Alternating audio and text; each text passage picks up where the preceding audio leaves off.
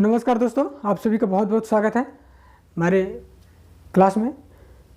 मैं आज आपको बताना चाहूँगा कि जो ज्योग्राफी पढ़ा रहा था, ज्योग्राफी में आपको मैं मृदा पढ़ाया था। मृदा के बाद हमने बताया था कि हम आज के बाद प्राकृतिक वनस्पतियाँ पढ़ेंगे। प्राकृतिक वनस्पतियाँ आज चर्चा करेंगे, प्राकृतिक वनस्पतियों के बारे में और उसके क्षेत्र के बारे में, उसके प्रकार के बारे में। ये सब टॉपिक पॉइंट्स जो है इसके बारे में आज चर्चा करेंगे। हमें देखेंगे कि प्राकृतिक वनस्पतियाँ, यहाँ पर लिखते चलता हूँ। प्राकृतिक वनस्पति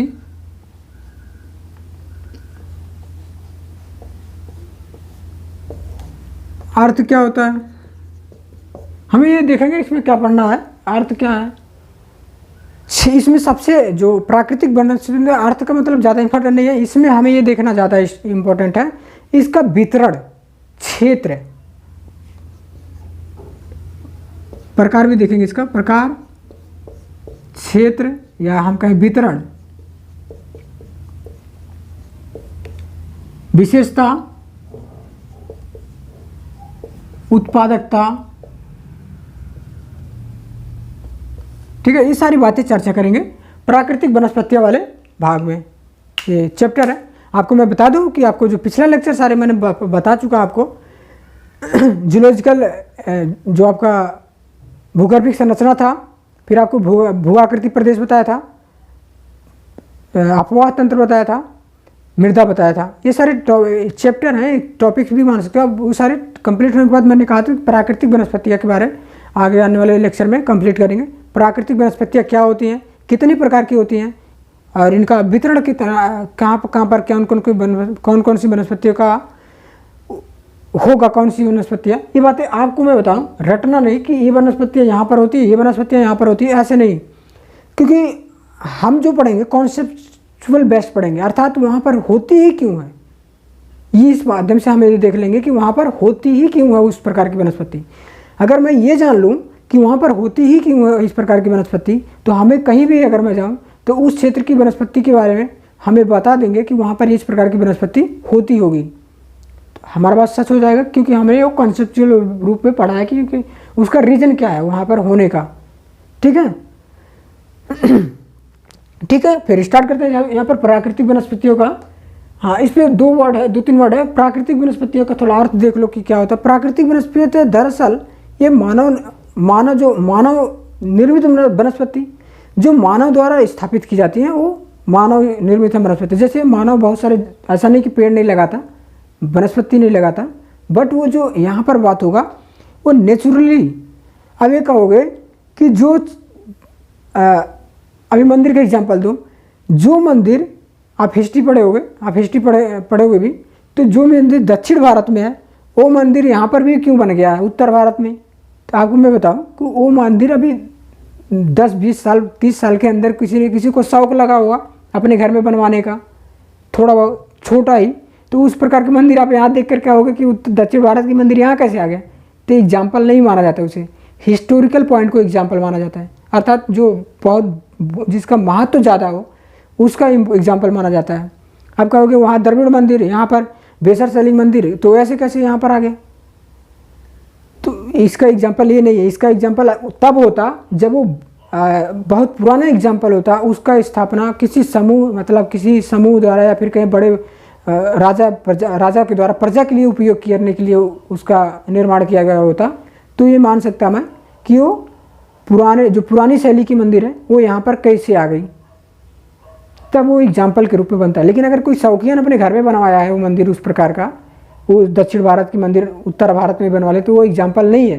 तो इसी तरीके से यहाँ पर देखो, जो प्राकृतिक वनस्पतियाँ उस प्रकार की वनस्पतियाँ जो मान लो कोई पर्वतीय क्षेत्र की वनस्पति है, अब वो कहीं मरुस्थलीय क्षेत्र में क्यों पाई जाती है, तो शौकियन अपने घर में पाल लिया होगा तो वैसे उग जाएगी। लेकिन अगर कहो कि प्राकृतिक वनस्पति जो पर्वतीय क्षेत्र की है वो बड़े भूभाग क्षेत्र में, राजस्थान में भी हो जाए, मरुस्थलीय प्रदेश में भी हो जाए, तो ऐसा संभव नहीं है। ठीक, मेरा कहने का तात्पर्य समझाने का ये है कि जो प्राकृतिक वनस्पतियाँ होंगी वो मानव निर्मित नहीं होंगी, वो स्वयं के द्वारा पृथ्वी से पोषक तत्वों की प्राप्ति, वायुमंडल से ऑक्सीजन, नाइट्रोजन की प्राप्ति और सौर ऊर्जा से, सौर से सूर्य से ऊर्जा की प्राप्ति कर करके अपने आप को समृद्ध बनाई होंगी, अर्थात उनका वृद्धि हुआ होगा। ठीक, और वनस्पति और वन में इसमें भी हल्का डिफरेंस होता है। जैसे जो प्राकृतिक वनस्पति होगा वो वन में ही समाहित होगा, और वन जो बड़ा भूभाग क्षेत्र है वो बड़े भूभाग क्षेत्र को में ही प्राकृतिक वनस्पतियाँ पाई जाती हैं। और ऐसा भी नहीं है कि हर वन में प्राकृतिक वनस्पति हो ही हो, ऐसा नहीं है। कहीं ऐसा भी हो सकता है कि हर प्राकृतिक वनस्पति में वन ही हो, ऐसा भी नहीं हो सकता। अर्थात मान लो किसी ऐसे झाड़ जंगल है, वहाँ पर वन नहीं है, अर्थात पेड़ पौधों की संख्या नहीं होती है ज़्यादा, तो वो प्राकृतिक वनस्पति है, लेकिन वो छोटे स्तर की है। अगर वो बड़े स्तर पे हो और उसके आसपास बहुत बड़े बड़े वन भी, पेड़ पौधे भी हों, तो वो वन होगा। प्राकृतिक वनस्पतियों में वन में प्राकृतिक वनस्पतियाँ हो सकती हैं, लेकिन वन में क्या हो सकता है, एक ऐसे सर्किल के माध्यम से, वेन डायग्राम के माध्यम से समझो, वन में प्राकृतिक वनस्पतियाँ हो सकती हैं, लेकिन प्राकृतिक वनस्पतियों में वन नहीं हो सकता। समझे? वन में प्राकृतिक वनस्पतियाँ हो सकती है, लेकिन प्राकृतिक वनस्पतियों में वन नहीं हो सकता। वन होगा भी तो जो होगा बीच में थोड़ा बहुत पेड़ पौधा, उसे प्राकृतिक वनस्पतियाँ में ही कन्वर्ट कर करके उसको कैलकुलेट कर लिया जाएगा। अर्थात ये अर्थ उसका हुआ। अगर इसको लिख करके, हर बात को लिखा नहीं जा सकता, आपको कुछ सुन करके भी समझना पड़ेगा कि कौन कौन क्या होता है। अब जो इम्पोर्टेंट है उसको लिख रहा हूँ कि प्राकृतिक वनस्पतियाँ के प्रकार, प्राकृतिक वनस्पतियों के प्रकार कौन कौन से हैं। टेस्टर कहाँ गया यार?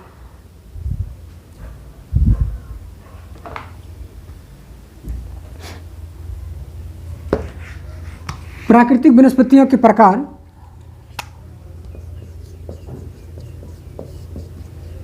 उष्णकटिबंधीय सदाबहार उष्णकटिबंधीय सदाबहार वनस्पति,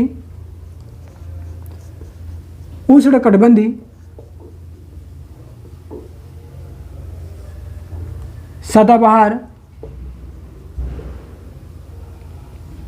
वनस्पति,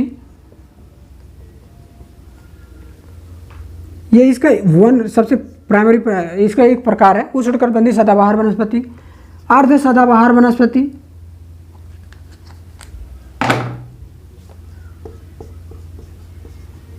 और हाँ, यहाँ पर हमें एक टेक्निकल वर्ड को ध्यान में रखना होगा। ये वर्ड और टेक्निक है, ये है कि जैसा इसका नाम है वैसा इसका कुछ बिहेवियर भी होता है, उसकी ऐसी कुछ विशेषता भी होती है। तो हमें जब नाम कोई बोले तो नाम को भी ध्यान में रख करके अपने काम को करना है। अर्ध सदाबहार वनस्पति, उष्णकटिबंधीय आर्द्र पर्णपाती वनस्पति। पहले मैं प्रकार बता देता हूँ, इस प्रकार में देखते हैं आज कितना प्रकार बता पाएंगे, आज पूरा डिस्क्राइब कर पाएंगे। उष्णकटिबंधीय, और अगर लंबा क्लासेस होता है तो उसको दो भाग में कन्वर्ट करके, दो भाग में डिवाइड करके आपको प्रोवाइड करवा देंगे। और हाँ, इसमें नया चीज़ मैंने भी शामिल किया है कि जो टॉपिक पढ़ाएंगे उस टॉपिक पे मैंने क्वेश्चन ढूंढ के रखा हुआ है कि प्रीवियस ईयर के क्वेश्चन है वो टॉपिक के, कि वो टॉपिक जैसे मैंने पढ़ा उष्णकटिबंधीय सदाबहार वनस्पति, इस पे अब जो क्वेश्चन पूछे गए हैं पूछने वाले हैं, ये इतना टाइम नहीं कि उसको भी बना पाए, लेकिन जो क्वेश्चन पूछे गए हैं उसको आपको प्रोवाइड करा करके ये बता देंगे कि ये टॉपिक में इस प्रकार का क्वेश्चन पूछा गया है। ठीक है, अगर ये भी संभव होगा कि कौन से क्वेश्चन पूछे जा सकते हैं तो उस पर भी उसको भी डिस्कस करेंगे। उष्णकटिबंधीय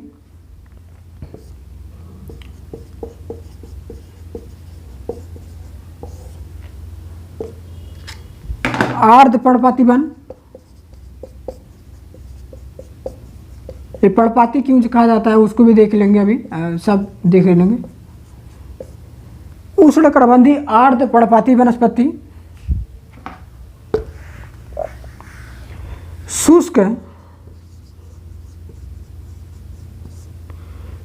पर्णपाती वन, पर्ण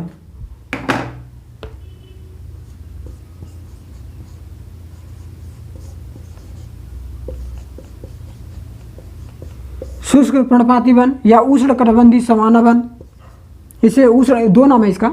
उष्णकटिबंधीय क्यों कहते हैं दो नाम से, इसे क्यों पुकारते हैं भी देखेंगे। उष्णकटिबंधीय, कटिबंधीय, थोड़ा शार्ट फॉर्म में भी लिख देते हैं आप समझना, क्योंकि उस कटिबंधीय बार बार लिख रहे हैं तो उसको हम डैश करके हाइपन कर देना। कटिबंधीय वनस्पति,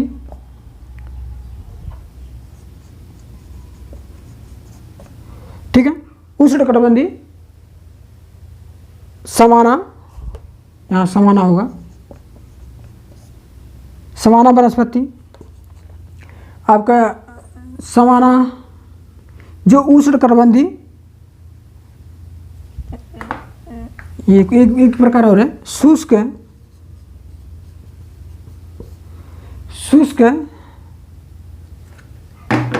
कटीले वनस्पति,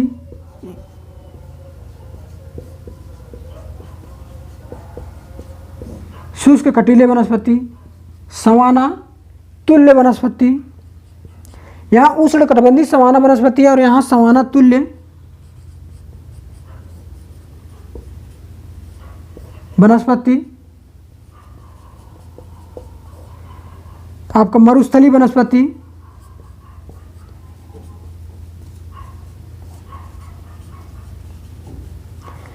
ठीक है। ये वनस्पतियों का हमारा प्रकार है। अब इसमें से एक एक डिवाइड करके आपको फिर दोहरा देता हूँ, आपको इसको हमें याद कर लेना है।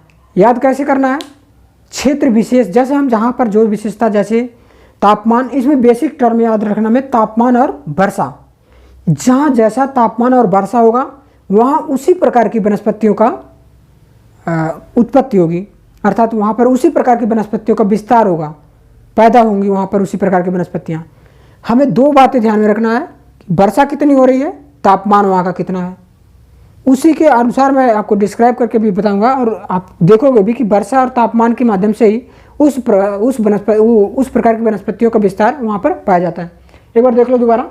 उष्णकटिबंधीय सदाबहार वनस्पति, अर्ध सदाबहार वनस्पति, उष्णकटिबंधीय अर्ध पर्णपाती वनस्पति, शुष्क पर्णपाती वनस्पति या उष्ण सवाना वनस्पति, शुष्क कटीले वनस्पति, सवाना तुल्य वनस्पति, मरुस्थलीय वनस्पति। ये आपके कितने प्रकार हो गए? 1 B C D E F G, ठीक है, 7। अब इसमें से मैं एक एक को डिस्क्राइब कर दूंगा। डिस्क्राइब करेंगे कि उष्णकटिबंधीय सदाबहार वनस्पति। जो उष्णकटिबंधीय सदाबहार वनस्पति है उसकी विशेषता क्या होती है, कहाँ पाई जाती है, ये सारी बातें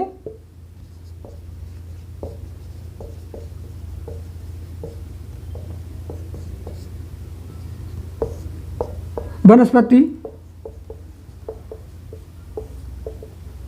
इसमें आपका उष्णकटिबंधीय सदाबहार वनस्पति जो होगा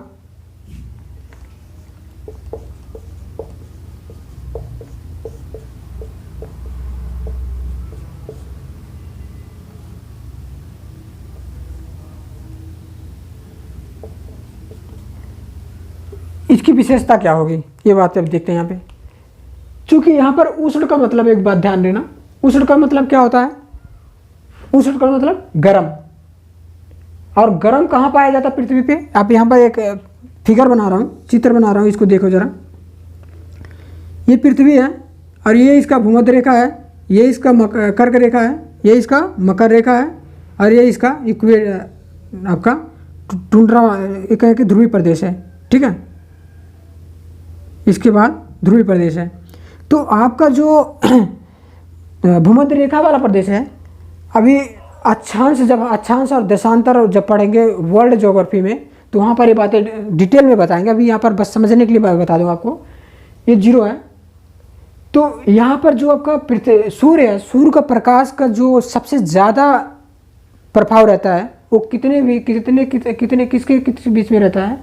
ये मकर रेखा, कर्क रेखा और विषुवत रेखा में 30 से लेकर के आपका इनका विस्तार ज़्यादा होता है। इस क्षेत्र में सूर्य का प्रभाव क्या होगा? ज़्यादा होगा। अर्थात सूर्य के प्रभाव से मतलब है ये कि यहाँ पर तापमान क्या होगा? तापमान ज़्यादा होगा। तापमान ज़्यादा होगा तो वहाँ पर क्या होगा? अधिक तापमान ज़्यादा होगा तो अर्थात उष्णता वहाँ पर ज़्यादा होगी, गर्मी वहाँ पर ज़्यादा होगी। गर्मी वहाँ पर ज़्यादा होगी तो जो जल होंगे वो वाष्प बनेंगे ज़्यादा। जब वाष्प बनेंगे तो वाष्प बन करके ऊपर जाएगा। ये वर्षा में भी पढ़ेंगे। अर्थात ये सारे टॉपिक्स जो होते हैं ना आपस में लिंक होते हैं। बस उसी को मैं आपको यहाँ पर थोड़ा सा हिंट दे दूँ कि यहाँ पर तापमान से कैसा उष्ण से संबंध है। जैसे तापमान है, तापमान यहाँ पर ज़्यादा होगा इस क्षेत्र में, मैंने जो ड्रॉ किया है इस पर, जो भूमध्य रेखा, भूमध्य रेखा के आसपास के क्षेत्र में तापमान ज़्यादा होगा तो जो जल होगा, जल कहाँ, जल वाष्प में परिवर्तित होगा, वाष्प बनेगा, वाष्प बनेगा तो क्या होगा, वायुमंडल में जाएगा, ऊपर जाएगा, ऊपर जाएगा, फिर क्या करेगा, संघनन होगा। संघनन की प्रक्रिया क्या होती है, जब वायुमंडल में जाकर के, अर्थात जब एक स्तर से ऊपर जाती है जब वाष्प, वो उनका ताप ऊपर ऊंचाई पर जितना हम जाते हैं तापमान में कमी आती है। यह भी एक पॉइंट है, आप इसको ध्यान में रखना। ऊंचाई बढ़ने पर तापमान में कमी आती है, अर्थात ऊंचाई बढ़ने पे ऊंचाई ऊपर जाएगा, ऊपर जाकर के संघनन होगा, संघनन होकर के बूंद में परिवर्तित होगा, बूंद में परिवर्तित होगा, परिवर्तन होगा, बूंद में परिवर्तित होकर फिर नीचे आ जाएगा, अर्थात वर्षा हो जाएगा, वर्षा होगा। बात समझ में आ रहा है? जब ये वर्षा होगा अर्थात जहाँ तापमान अधिक है वहाँ पर क्या होगा, अधिक वर्षा होगा, अधिक वर्षा होगा वहाँ पर, तो वहाँ पर कैसा मृदा होगा, वहाँ पर क्या होगा, उत्पादकता, उत्पादकता वहाँ की अधिक होगी, उत्पादकता क्या होगा, उत्पादकता अधिक होगा, ठीक है, उत्पादकता अधिक होगा। अब ये जो सदाबहार इसीलिए कहा गया है कि ये हमेशा हरे भरे रहते हैं। ये वर्ड को मैंने डिफाइन कर रहा हूँ पहले। उष्णकटिबंधीय क्यों कहा गया, यहाँ से समझ लो कि तापमान अधिक, वर्षा अधिक, उत्पादकता अधिक। सदाबहार क्यों कहा गया, ये हमेशा बारहों मास हरे भरे रहते हैं। क्यों रहते हैं, क्योंकि इनमें हमेशा पोषक तत्वों की प्राप्ति होती रहती है। ठीक, अब इसको, ये तो वर्ड का डिफाइन किया। फिर अब ये देखो कि जो यहाँ पर तापमान होगा, तापमान आपका यहाँ पर, हाँ इसके पहले मुझे एक पॉइंट और आपको क्लियर कर दूं कि जो यहाँ पर हम प्राकृतिक वनस्पतियाँ देख रहे हैं, प्राकृतिक वनस्पतियों के दो आधार पे आपको मैं डिफाइन करूँगा। पहला एक तो क्षैतिज आधार पे, क्षैतिज विस्तार के आधार पे जो अभी यहाँ डिस्क्राइब कर रहा हूँ, ठीक है, और एक देखेंगे ऊर्ध्वाधर विस्तार के आधार पर। ऊर्ध्वाधर के आधार पर कौन सी वनस्पति कहाँ पाई जाएगी। यहाँ पर ये है क्षैतिज विस्तार के आधार पर, क्षैतिज विस्तार के आधार पर, ये मुझे पहले ही बता देना चाहिए था, आधार पर, हाँ क्षैतिज विस्तार के आधार पर। इसको पहले मैं एक बात और बता दूं, मैं क्षैतिज विस्तार वाले को पहले आपको कंप्लीट कर दूं, इसमें आपको समझ आ जाएगा फिर कहाँ कौन सी होगी। जो क्षैतिज विस्तार के आधार पर वनस्पति होगी उनकी कुछ अपनी विशेषता होगी। जैसे क्षैतिज विस्तार, जैसे हमें कहें भूमध्य रेखा से जब हम ध्रुवों की तरफ जाएंगे तो वर्षा में कमी आएगी, अर्थात वर्षा में कमी आएगी क्योंकि तापमान में कमी तो वर्षा में कमी। और जैसे हम ध्रुवों से भूमध्य रेखा की तरफ आएंगे तो वर्षा में अधिकता होगी। तो हमें कहें कि जहाँ वर्षा अधिक होगा वहाँ क्या होगा, सघनता अधिक होगी। सघनता से पहले मैं जो एक वर्ड हो, सघनता अधिक होगी, देखो ठीक है, सघनता अधिक होगी। सघनता अधिक होगा तो वहाँ पर क्या होगा, जैव भार अधिक होगा। जैव भार अर्थात जैव उत्पादकता अधिक होगा, जैव भार अधिक होगा। जैव भार अधिक होगा तो वहाँ पर क्या होगा, वहाँ पर विविधता अधिक होगी, अधिक होगा। जैव भार अधिक तो विविधता अधिक होगा, वहाँ पर विविधता अधिक होगा तो आपको और विशेषता होगा। भारत के जलवायु प्रदेश जैसे,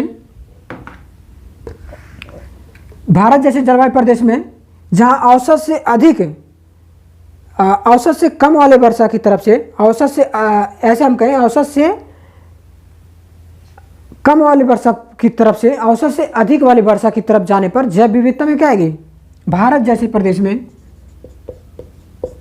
भारत जैसे क्षेत्र में जैव विविधता से औसत से अधिक वाले क्षेत्र से, या हम कहें औसत से कम वाले क्षेत्र से, वो दोनों तरफ से हो सकता है। कम से अधिक भी जाओगे तो किस प्रकार की होगी, अधिक से कम की तरफ आओगे तो किस प्रकार की होगी। औसत से अधिक वाले क्षेत्र की से औसत से कम वाले क्षेत्र की तरफ, औसत से कम वाले क्षेत्र की तरफ, क्षेत्र की ओर जाने पर, औसत से कम वाले क्षेत्र की तरफ औसत से अधिक वाले क्षेत्र की ओर जाने पर, ठीक है, क्या होगा, औसत से अधिक से मैं कम की ओर जा रहा हूं, यहां पर जो लिखा है उसके अनुसार औसत से अधिक से कम की ओर जा रही, तो क्या होगा, उष्णकटिबंधीय आपका उष्णकटिबंधीय वनस्पतियों का विकास होगा। उष्णकटिबंधीय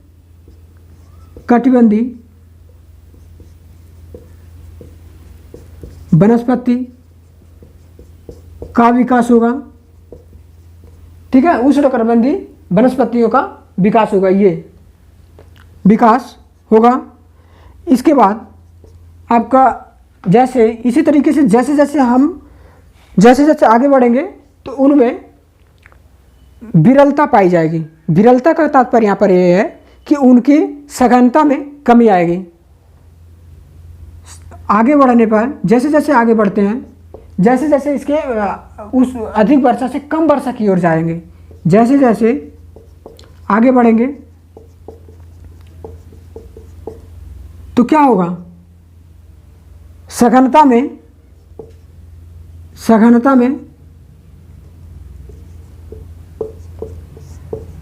कमी होगी, ठीक है। यहाँ पर थोड़ा पानी पी लेता हूँ 1 सेकंड के लिए।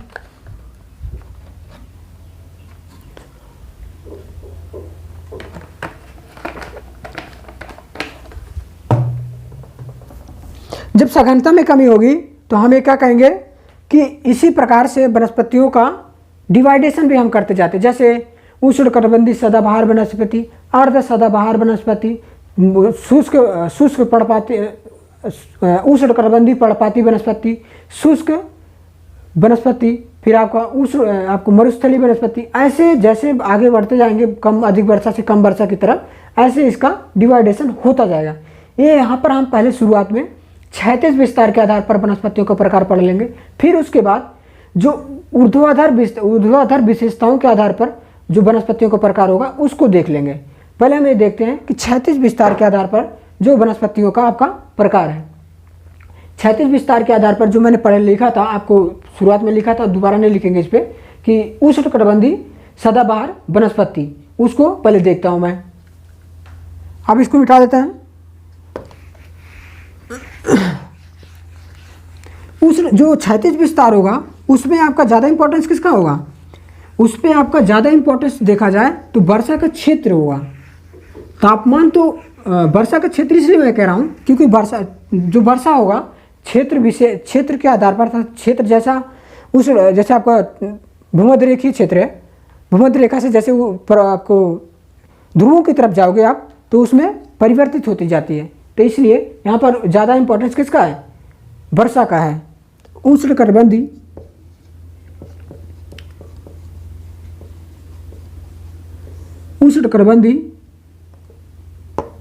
सदाबहार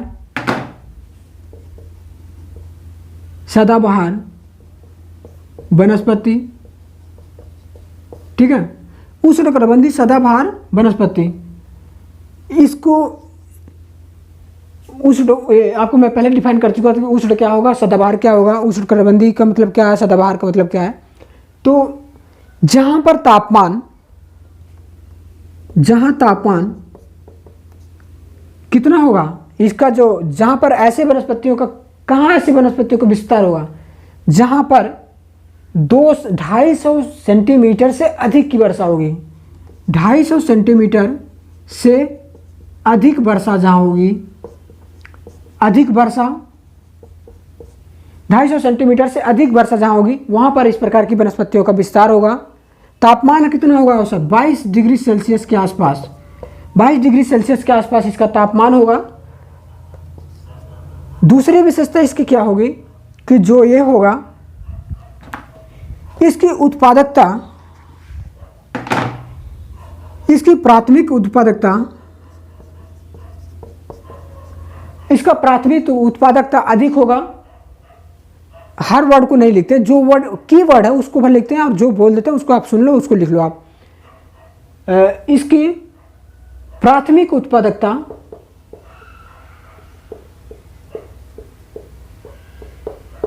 अधिक होगी। इसकी प्राथमिक उत्पादकता क्यों अधिक होगी? क्योंकि इसमें वर्षा की मात्रा अधिक है। वर्षा की मात्रा अधिक है तो उसके लिए पोषक तत्वों की उपलब्धता अधिक है। और इसकी बात भारत जैसे प्राकृतिक वनस्पतियों, भारत में इसका क्षेत्र कहाँ होगा? भारत में इस प्रकार की वनस्पतियों का विस्तार कहाँ होगा? भारत में इस प्रकार की वनस्पतियों का विस्तार, इसका विस्तार कहाँ हो सकता है? अब एक बात अनुमान लगाओ कि वर्षा हमारे यहाँ कहाँ ज़्यादा होती है और तापमान कहाँ ज़्यादा होता है। एक बात और होना चाहिए आपको दिमाग में कि तापमान यदि है, वर्षा नहीं है, तो वहाँ पर मरुस्थली प्रकार की होगी, क्योंकि वहाँ पर सिर्फ तापमान और तापमान है, वर्षा नहीं है। जब वो दोनों को, मैं दोनों एक साथ रहने की बात कर रहा हूँ, वर्षा प्लस तापमान दोनों एक साथ है, तो का उस प्रकार की वनस्पति उष्णकटिबंधीय प्रकार की, उष्णकटिबंधीय सदाबहार वनस्पति होगी। और कहाँ ऐसा हमारे यहाँ है? जैसे आपका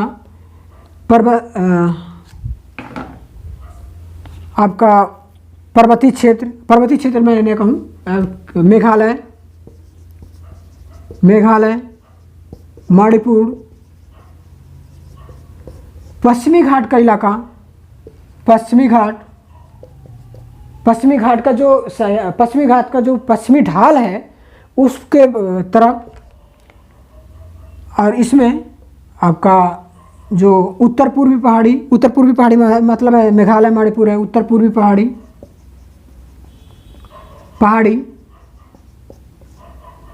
अंडमान निकोबार,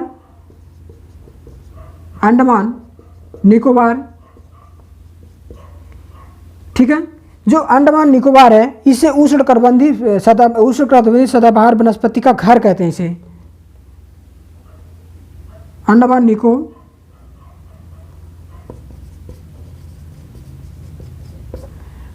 निकोबार जो है अपने यहाँ सबसे ज़्यादा उष्णकटिबंधीय सदाबहार वनस्पतियों का विस्तार है, अर्थात उनकी जैव विविधता अधिक है, इसलिए उनको वहाँ का घर कहा जाता है, वनस्पति का घर कहते हैं।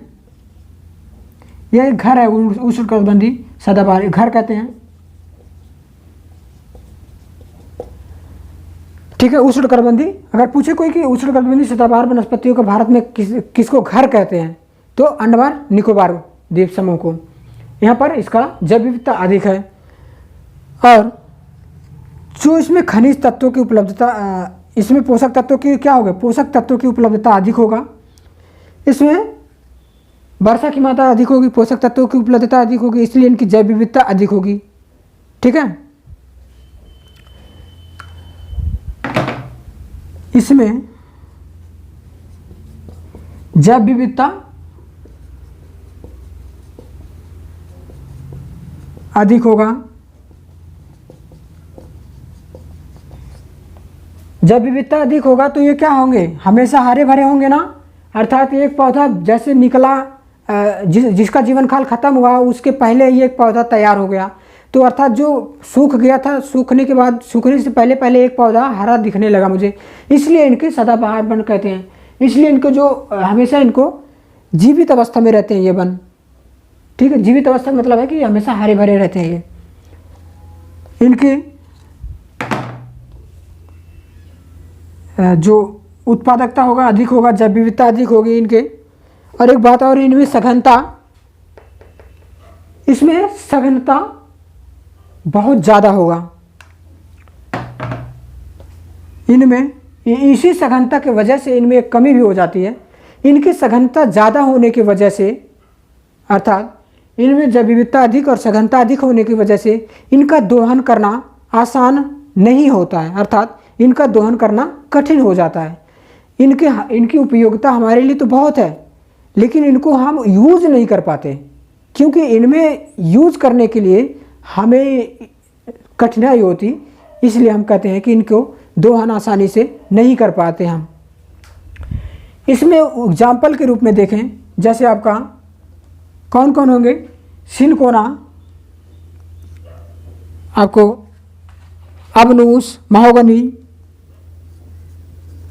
अबनूस, महोगनी, ये एग्जाम्पल है इसके। रबर,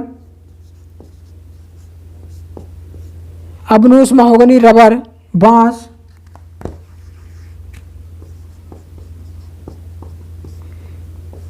रोजवुड, इसको थोड़ा इधर से लिखते हैं, रोजवुड। ये सब जो पौधे होंगे ये इस क्षेत्र में पाए जाएंगे। ठीक है, आपको मैंने क्या क्या बताया, तापमान, प्राथमिक उत्पादकता, विस्तार, सघनता और क्षेत्र, ये चीज़ें इसमें इंपॉर्टेंट होती हैं। इसके बाद अगला वनस्पति देखते हैं कि कौन सी वनस्पति आपकी अर्ध सदाबहार वनस्पति। अर्ध सदाबहार वनस्पति कौन सी होगी? अर्ध सदाबहार का मतलब ये है कि इसमें जो इसकी जो विशेषता होगी, आपको जो उष्णकटिबंधीय सदाबहार वनस्पति की भी जो विशेषता थी इसमें भी पाई जाएगी उसकी विशेषता कुछ। अर्ध सदाबहार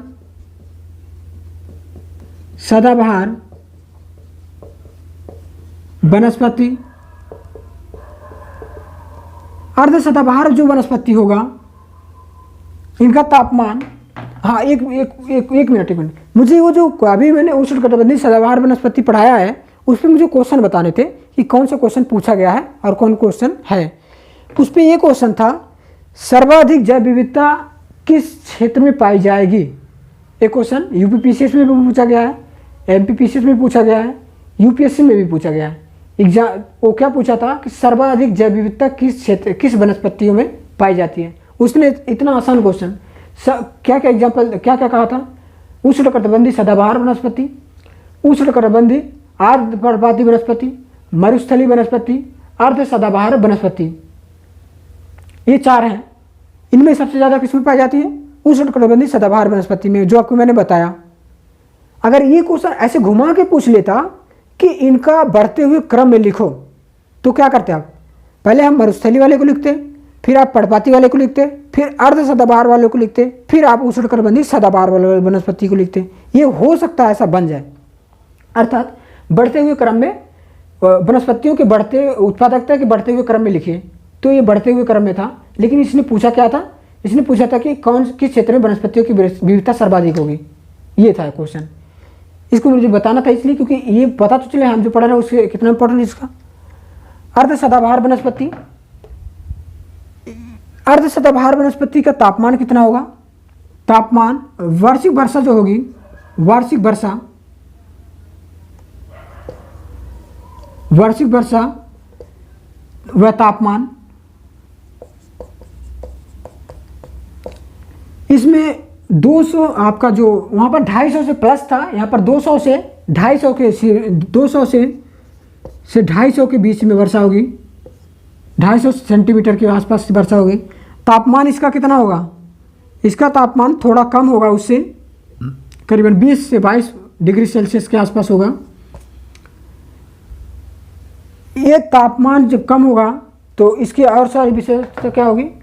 उष्णकटिबंधीय सदाबहार वनस्पतियाँ और आपका उष्णकटिबंधीय आर्द्र पर्णपाती वनस्पतियाँ के दोनों के बीच मध्यवर्ती ये भाग है, मध्यवर्ती जो वनस्पतियाँ होंगी इस क्षेत्र में पाई जाएंगी।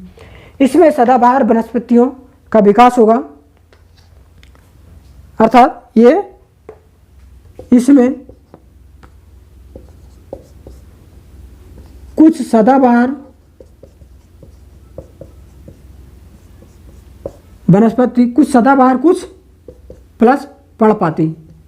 आगे आने वाले पढ़ेंगे पर्णपाती क्या होता है। पर्णपाती का विकास होगा। कुछ सदाबहार वनस्पतियों का, कुछ पर्णपाती वनस्पतियों का विकास होगा। ऐसा कौन सा इलाका हो सकता है?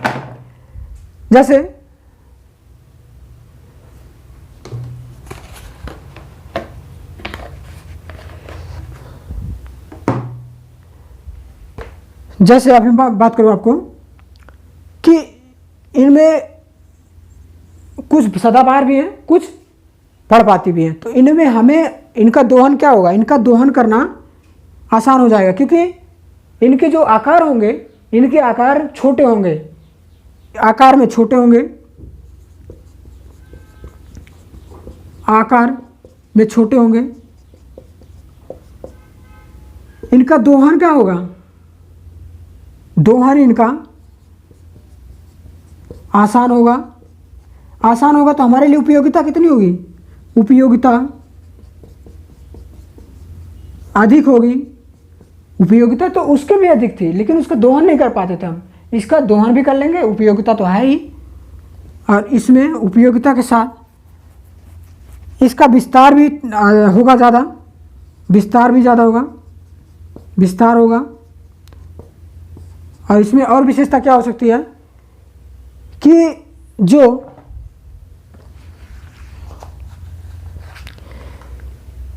अधिक दोहन करने की वजह से, अधिक दोहन करने की वजह से इसमें विरल अवस्था में कुछ आ जाता है, विरल अवस्था में हो जाता है। ये जो विरल अवस्था प्राप्त हो जाती है, अर्थात कुछ कुछ क्षेत्र में होता है कि पेड़ पौधे है ही नहीं, विरल अवस्था में होने की वजह से, और जो बचे हुए रहते हैं कुछ बहुत, उन्हें काट करके, कुछ बचे हैं जो बचे जो हैं उसे काट देंगे।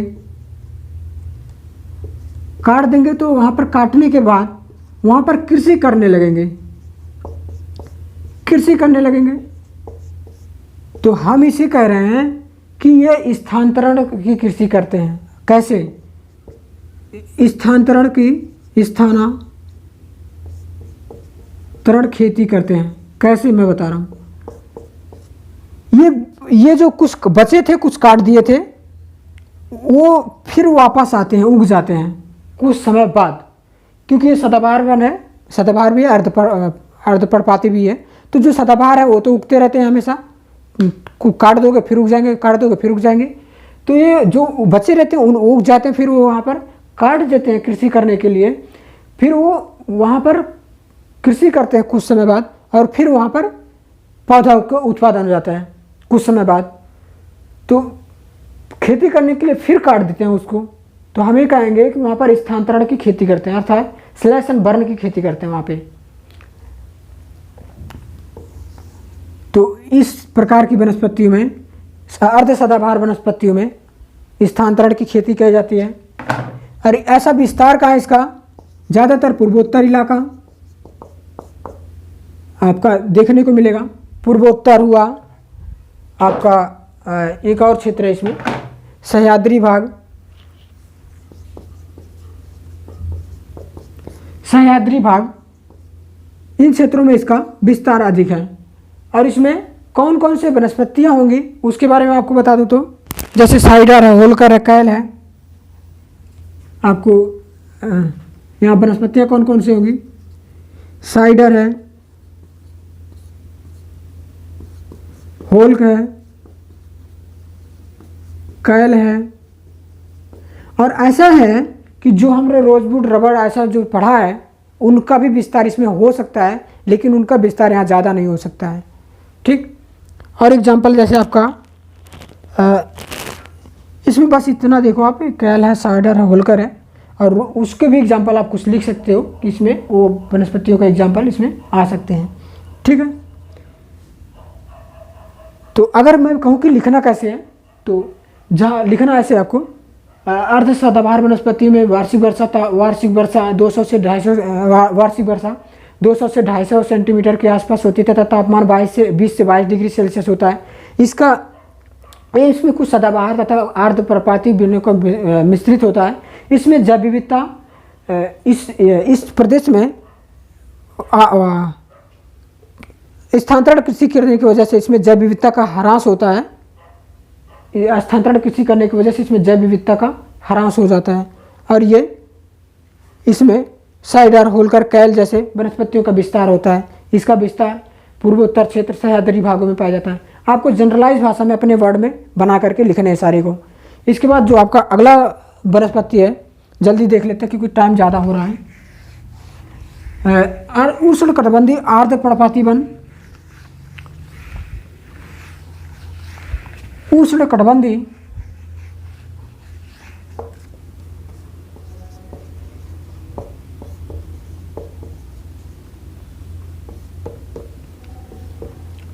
बंदी आर्द्र पर्णपाती वन वनस्पति है। वनस्पति, ठीक है, वो देख लेना आप। वनस्पति में कुछ एक मैंने गलत है तो ऐसा नहीं कि ना समझ सकते आप। उष्णकटिबंधीय आर्द्र पर्णपाती वनस्पति। यहाँ पर पर्णपाती का मतलब क्या है? यहाँ उष्णकटिबंधीय का मतलब तो आप समझ रहे हो कि उष्णकटिबंधीय का मतलब क्या होता है। लेकिन आर्द्र पर्णपाती बने है कि ये वनस्पतियाँ जो होती हैं कुछ समय के लिए, कुछ समय बाद अपने पत्तों को गिरा देती हैं, अर्थात वो निर्जर हो जाते हैं, पत्तों के बिना हो जाते हैं, तो वो पर्णपाती वन हो जाते हैं। इनका जो वर्षा, इसमें वर्षा कहाँ पर कितना होगा? 100 सेंटीमीटर से 200 सेंटीमीटर के आसपास वर्षा होगा इसमें। तापमान इनका कितना होगा? 18 से 22 के आसपास होगा, ठीक है। और इस प्रकार की वनस्पतियां भारत जैसे जलवायु प्रदेश में अधिक विस्तृत भूभाग में देखने को मिलती हैं। भारत जैसे क्षेत्र में अधिक विस्तृत है। आपको उष्णकटिबंधीय सदाबहार वनस्पति वाला जो था, नहीं, अर्ध सदाबहार वनस्पति वाला था, उसमें क्वेश्चन ये था कि जो अर्ध सदाबहार वनस्पतियाँ होगा, उसमें क्वेश्चन पूछा जो गया था, वो क्वेश्चन ये था कि स्थानांतरण की कृषि किस वनस्पति में की जा सकती है या होती है, ऐसे था। स्थानांतरण की खेती किस वनस्पति में होती है? उसमें 4 एग्जाम्पल था। उष्णकटिबंधीय सदाबहार वनस्पति, अर्ध सदाबहार वनस्पति, और आपका ये था उष्णकटिबंधीय आर्द्र पर्णपाती वनस्पति और मरुस्थलीय वनस्पति। उसने ये पूछा था कि किस में स्थानांतरण की खेती की जाती है, तो आपका सही आंसर कौन सा होगा? उसमें आपका सही आंसर जो अर्ध सदाबहार वनस्पति है वो होगा, क्योंकि मैंने बताया कि उसमें जो स्थानांतरण की खेती क्यों की जाती है, ठीक है।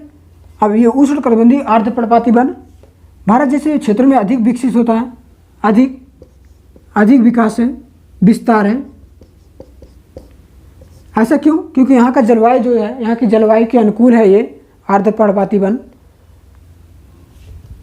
यहाँ की जलवायु के अनुकूल है। इस कारण इसका विस्तार भारत जैसे भारत जैसे क्षेत्रों में अधिक है, ठीक है।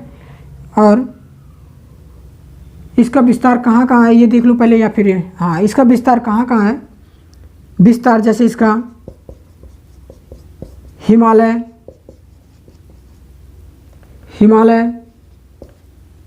आपका हिमालय क्षेत्र और हिमालय के गिरपदी क्षेत्र।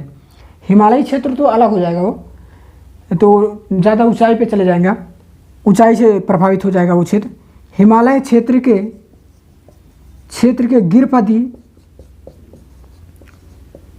गिरपदीय क्षेत्र,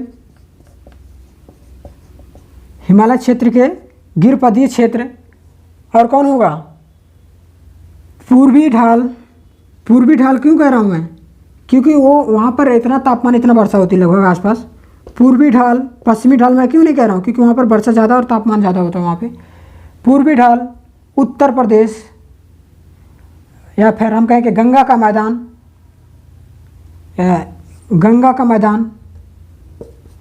आपको गंगा का मैदान अपवाह तंत्र में पढ़ाया था ना, गंगा का मैदान,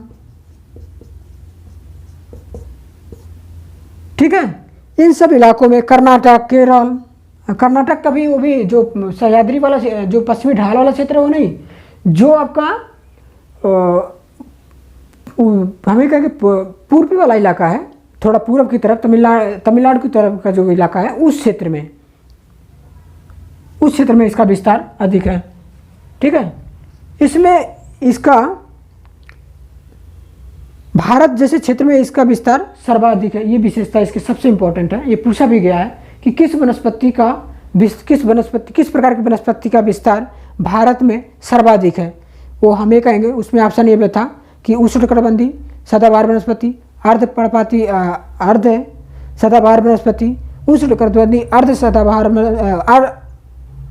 अर्धपर्णपाती वनस्पति। तो हम यही कहेंगे उष्णकटिबंधीय अर्धपर्णपाती जो वनस्पति है उसका विस्तार भारत में सर्वाधिक है। इसमें कौन कौन सा हो सकता है? साल, सागवान, रोजवुड, साल, सागवान जैसे आपका लिपस्टिक, चंदन, आप जितना पेड़ देखते हो, आम, महुआ, लगभग सारे इसमें आ जाते हैं। समझ रहे हो? जितना भारत जैसे क्षेत्रों में आप लगभग जो आते हैं, जो विरल अवस्था में नहीं पाए जाते हैं, वो सारे भूभाग में पाए जाते हैं भारत के, वो सारे इसमें लगभग आ जाते हैं उष्णकटिबंधीय पर्णपाती वनस्पति में। इसमें जो क्वेश्चन था यही था कि सर्वाधिक विस्तार किस वनस्पति का था। ठीक है, मैं यहाँ पर इसको भी छोड़ता हूँ क्योंकि टाइम ज़्यादा हो रहा है, इसको थोड़ा दिक्कत होता है अपलोडिंग करने में और उसमें सारे प्रोसेस में। तो अभी पढ़ाने के लिए तो पढ़ा सकता था, फिर भी जैसे आपको बचा हुआ जो टॉपिक है उसको भी कैलकुलेट कर देंगे, इसमें कल के लेक्चर में आपको कंप्लीट कर देंगे। फिर आपको ऊंचाई के जो आपको क्षैतिज विस्तार के आधार पर जो बचा उसको कल के लेक्चर में कंप्लीट कर दूंगा, और जो उसके बाद ऊंचाई के आधार पर जो वनस्पतियाँ हैं, ठीक है, समझ रहे हो, ऊंचाई के आधार पर जो प्रभावित वनस्पतियाँ हैं, ऊंचाई के आधार पर जिसके विशेषता जो है उसको भी देख लेंगे। ठीक है, मैं उम्मीद करता हूँ आपको अच्छा लगा। Like, share and subscribe. बहुत बहुत धन्यवाद आपका। नमस्कार। प्रिय व्यूअर, आप देखिए हमारे सरकारी योजना प्रोग्राम को, जिसमें सरकार की सभी योजनाओं को सम्मिलित करके बताया जाता है। वीडियो देखने के लिए बहुत बहुत धन्यवाद। यदि आप नए हैं तो चैनल को सब्सक्राइब कर दीजिए, अच्छा लगता है तो लाइक, दोस्तों के साथ शेयर कर लीजिए। धन्यवाद।